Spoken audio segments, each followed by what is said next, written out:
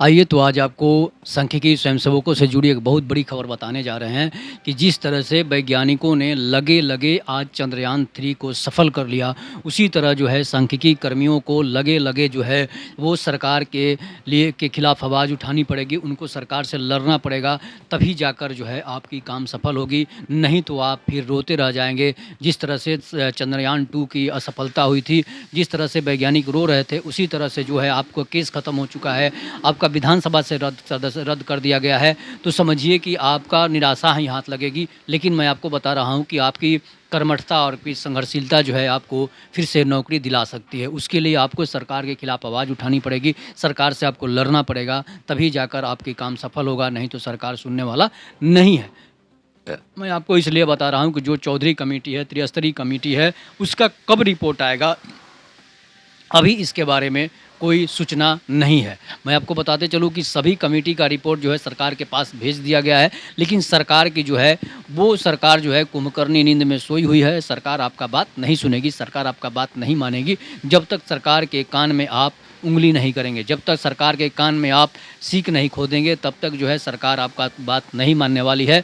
जब किसी की हत्या हो रही है, सरकार नहीं सुन रहा है, जब किसी के रेप हो रहा है तो सरकार नहीं सुन रहा है, जब कहीं दंगा हो रहा है तो सरकार नहीं सुन रहा है, उस न्यूज़ को भी दबा दिया जा रहा है, तो समझिए कि सरकार आपके न्यूज़ को कहाँ से बाहर लाएगी, सरकार आपको क्यों बाहर लाएगी। इसलिए सरकार के खिलाफ आपको आवाज़ उठानी है, सरकार से आपको लड़ना है। जितने भी बेरोज़गार सांख्यिकी जुआ हैं, जितने भी बेरोज़गार सांख्यिकी स्वयंसेवक हैं, उनको सरकार से लड़ना पड़ेगा। आज आशा कार्यकर्ताओं ने अपनी सफलता पर अपने विजय दिवस उन्होंने मनाया है, और सरकार का जो उनका जो था कि 25,000 से कम नहीं, तो सरकार उनकी बात को मान गई है।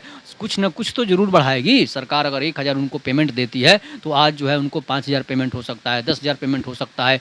अब ये चुनावी मुद्दा है, सरकार जितना उसको दे, लेकिन सरकार ने उसको आश्वासन दे दिया, तभी उन्होंने धरना प्रदर्शन बंद किया है। लेकिन सांख्यिकी कर्मी जो हैं घर से ही धरना प्रदर्शन करते हैं, सिर्फ घर से पोस्ट डालते हैं, और कोई कहता भी है धरना प्रदर्शन करिए, तो उसमें कोई ना कोई किसी न किसी का कमेंट आ जाता है कि ये सब फालतू बातें हैं, सरकार आपकी बात मान ली है, सरकार ये बात नहीं मानेगी, और इस तरह के आप आंदोलन करेंगे तो सरकार जो है आपका काम नहीं करेगा। तो सरकार कौन सा काम कर रही है, कौन सा काम सरकार आपको दे रही है, तो फिर आंदोलन करने में क्या प्रॉब्लम है। एक सुर में होना चाहिए, एक समय होना चाहिए, तभी जाकर आप सरकार के खिलाफ लड़ सकते हैं, नहीं तो सरकार आपको मसलने में देर नहीं कर सकती है। सरकार आपको चुटकी में मसल देगी। जब सरकार आपको सड़क पर लाने की बात करके तानाशाही रवैया अपना के सरकार जो है आपको सड़क पर लाने की बात करके सड़क पर ला दिया है, और फिर आप सरकार की तरफदारी करेंगे, तो समझिए कि आपसे जैसा मूर्ख कोई नहीं है, सांख्यिकी कर्मियों जैसा मूर्ख कोई नहीं है। सांख्यिकी कर्मी मूर्ख ही हैं कि उनको आज तक नौकरी नहीं मिला है।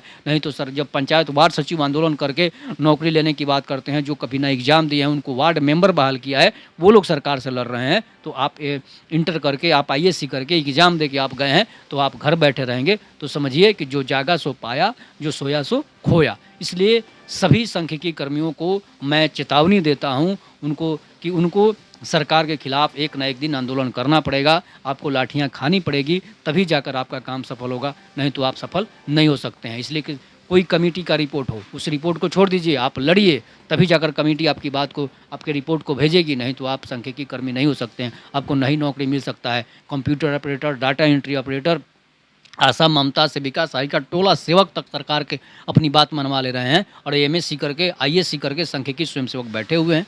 तो बैठे रहिए, बैठने से कोई फ़ायदा नहीं होता है। मैं आपको जगा रहा हूँ, और अब आप हमारी बात को नहीं मानेंगे तो आप पछताएंगे। तब तक के लिए नमस्कार। जय हिंद, जय भारत, जय श्री राम।